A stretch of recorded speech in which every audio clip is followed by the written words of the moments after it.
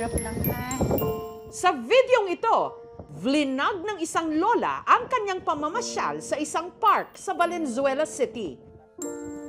Pero kahit maganda ang view, tila may kulang. Masarap pamasyal dito kung kasama ko si Eduardo. Kaso hindi siya nakakapaglakad eh.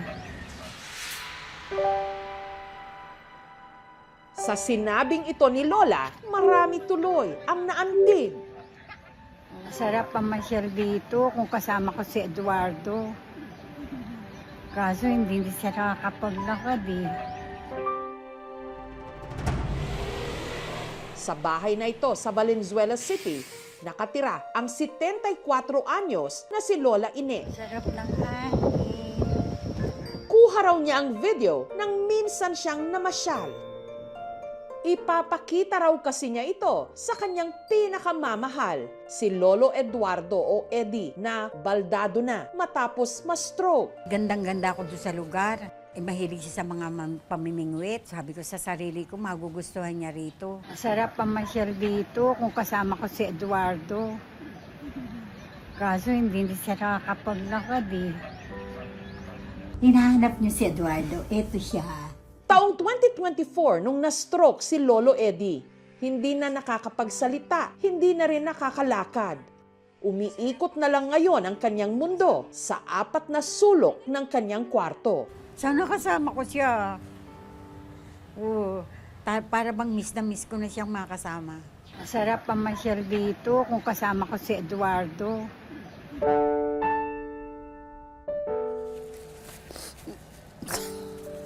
Aawa ako. Aawa ako talaga.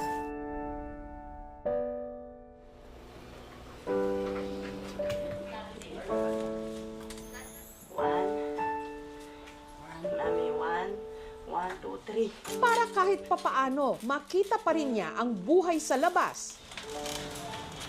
Tuwing umaga, dinadala ni Lola Ine ang mister sa tapat ng kanilang bahay.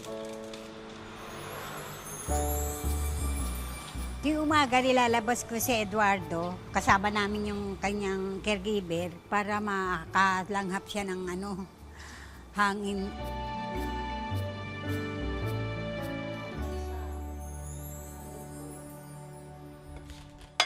Ang pagkain niya ngayon, nilagang itlog tsaka konting kanin lang. Dahil abala sa trabaho ang kanilang 4 na anak, si Lola Ine ang nakatutok kay Lolo Eddie. Hindi pare-pareho. Minsan sayote, nilagang sayote, minsan kalabasa, broccoli.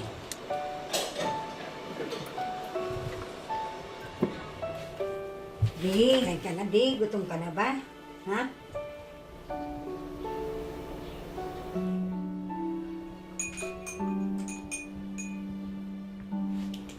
Ako lang inaano niyang ganito. Iyan ang mahigpit ang hawak niya. Bakit mo ako inahawakan? Hindi mo kita iiwan eh. Lagi ko siyang kinakausap. Sabi ko sa'yo, ako mag-aalaga sa'yo. Ako na sabi ko, aalagaan kita pagtanda mo. Nakatitig siya. Ano na siya, yung namumula na yung mata niya. Tapos mga lumuluha na siya. Sa 50 years namin, ganyan kami matulog. Magkaganyan kami. Tayong dalawa pa rin. Kahit anong dumating. Sa umaga bawat gising, ikaw ang aking kapiling. Oh, ayan ang detrato ng kanyang pamilya. Minsan, nakatitig siya dyan, nakatingin siya. Puso'y sa'yo pa rin.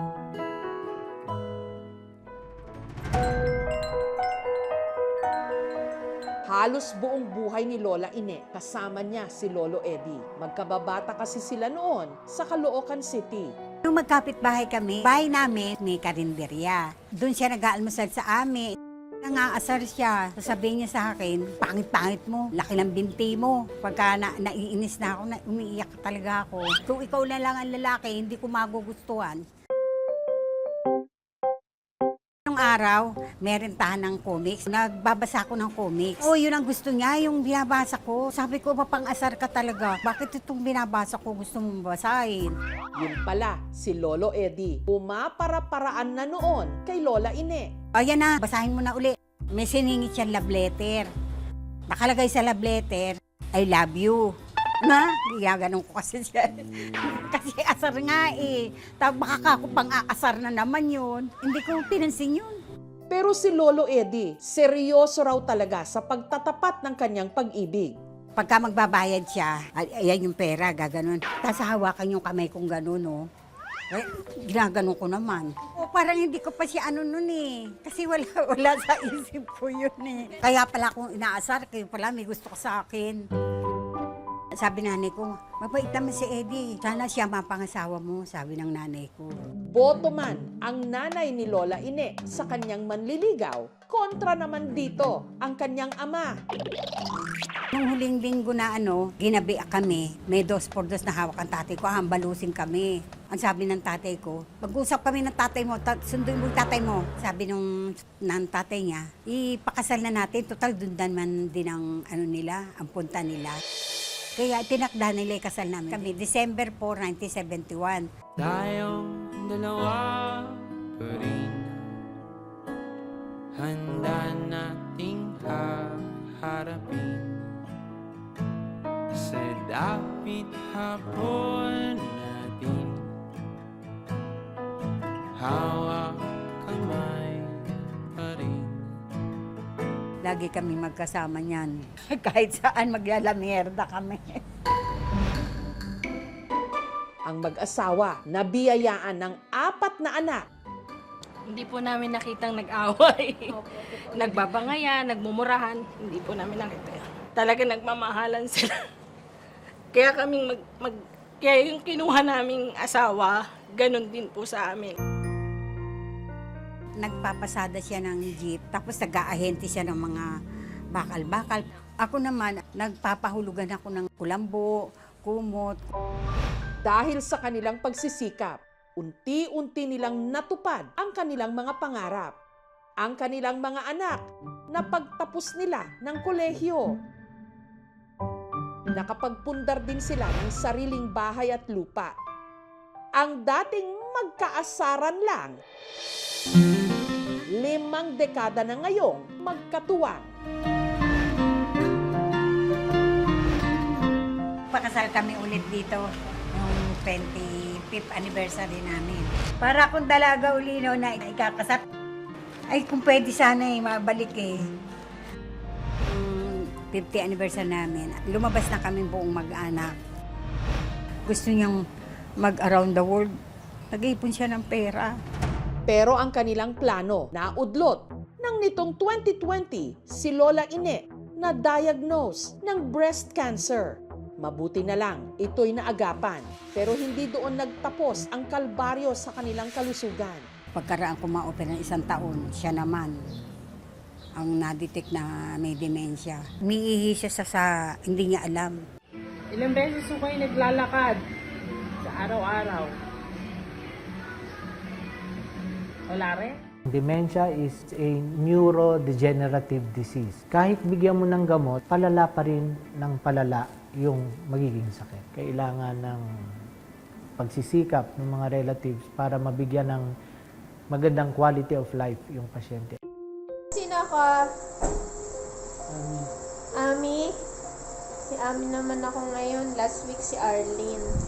Dad! Naligo ka? Ha? Mabaho ka na? Wala na, hindi niya na kami halos kilala. Lagi kaming nananalangin, meron kaming prayers para sa daddy. Siyempre, nalungkot ako. Kala ko, ikaw mag-aalaga sa akin. Ako pala mag-aalaga sa iyo. Pero ang kondisyon ni Lolo Eddie lalong lumala nung siya'y na-stroke. I love you, Di!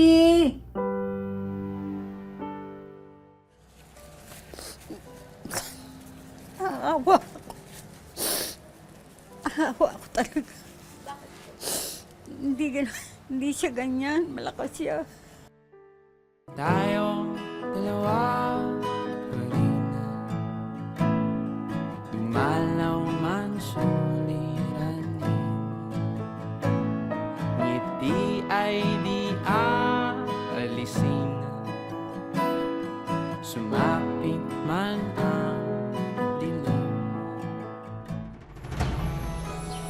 Sa pag-asang may manumbalik pa kahit papaano na mga alaala kay Lolo Eddie. Nitong Huwebes, ipinakita ni Lola Ine sa kanyang mister ang kanilang mga lumang litrato. So, di, nung kinasal tayo, di, tignan mo. Papo natin, di. Naalala mo pa ba to? Ito ka, nakangiti ka, di, Ito, taba mo, di, At kung dati si Lolo Eddie ang nagbibigay sa kanya ng bulaklak, ngayon si Lola Ine naman ang nag-abot ng rosas na nakaipit sa pahina ng lumang comics. Flowers for you. Kukunin niya, Yan. Uy, hawak niya yung flowers, I love you, di.